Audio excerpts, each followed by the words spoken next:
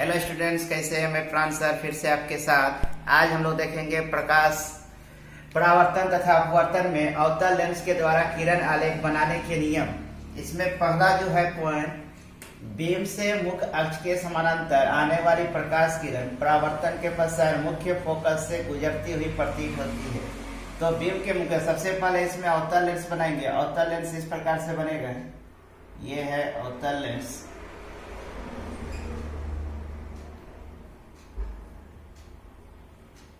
ये बना अवतल लेंस, इसके बीच से हम मुख्य अक्ष गुजारेंगे। यहाँ पे है F1, यहाँ पे है F2, बीच में है इसके केंद्र में O।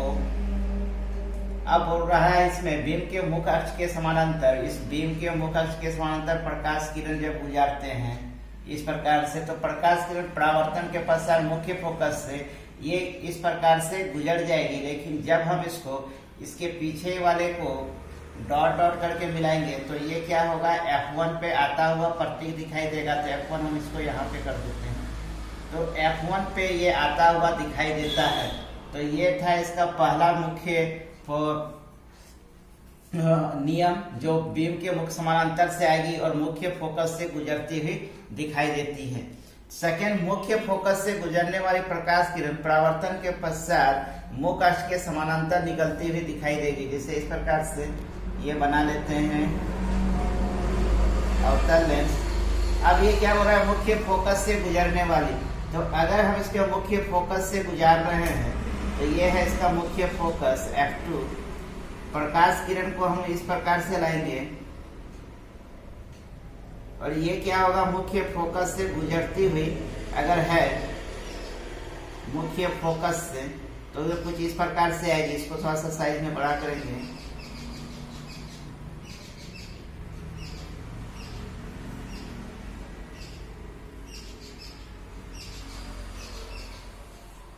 मुख्य फोकस F1 है, यहां से इसको हम लोग गुजारेंगे। ये मुख्य फोकस, तो ये इस तरफ से आएगी और ये क्या होगा, मुख्य समानांतर होते हुए निकल जाएगी। मुख्य फोकस से गुजरती हुई दिखाई देगी और ये मुख्य अक्ष के समानांतर ये आगे की ओर निकल जाती है। ये है इसका दूसरा नियम। तीसरा नियम है, केंद्र से गुजरने वाली प्रकाश किरण परावर्तन के पश्चात अपवर्तन के पश्चात बिना किसी विचलन से गुजर जाती है। तो अवतल लेंस बनाए, अगर ये केंद्र से होकर गुजर रही है फिर बिना किसी विचलन से गुजर जाती है, तो केंद्र इसका O हो गया और इसको हम लोग गुजारेंगे तो बिना किसी मार्ग से विचलन किए हुए ये क्या होती है, गुजर जाती है।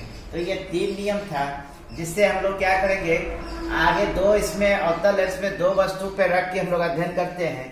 पहला जो है, इसमें जब वस्तु को अनंत पे रखते हैं तो किस प्रकार से हम लोग इसको देखते हैं। अगर हम लोग वस्तु को अनंत पे रखे हैं अवतल लेंस में, तो ये अवतल लेंस हुआ। ये अवतल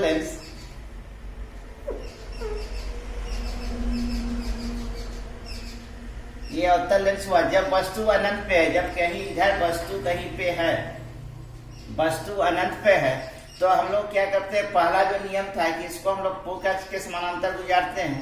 तो मुख्य अक्ष के समानांतर प्रकाश किरण को गुजारने से ये इधर विचलित हो जाती थी और इसको जब बढ़ाते थे तो ये कहाँ मिलती थी, ये फोकस, मुख्य फोकस पे आके मिलती थी, मतलब F1 पे।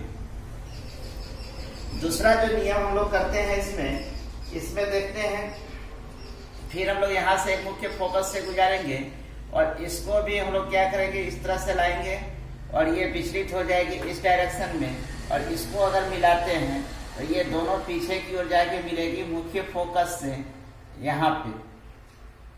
तब इस कंडीशन पे जो प्रतिबिंब जो बन रहा है वो कहाँ पे बन रहा है, F1 पे बन रहा है प्रतिबिंब। यहाँ बिंदु साइज का प्रतिबिंब F1 पर बनता है।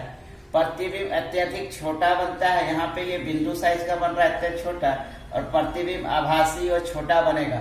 अवतल लेंस पे जो भी प्रतिबिंब बनता है वो आभासी और छोटा बनता है। दूसरा जो इसमें आता है, इसमें 2 ही प्रतिबिंब बनाना है।